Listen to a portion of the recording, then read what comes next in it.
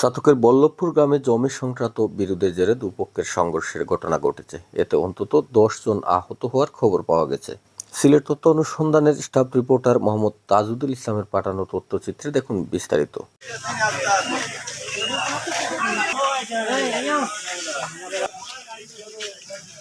গত 6 মে সোমবার সকাল 8 ঘটিকায় জমি সংক্রান্ত জেরে উপজেলার চরমহল্লা ইউনিয়নের বল্লভপুর গ্রামের আনহর আলী ও আব্দুল সালামের বসত বাড়ির জমি দখল নিয়ে দুপক্ষের মধ্যে সংঘর্ষের সূত্রপাত ঘটে।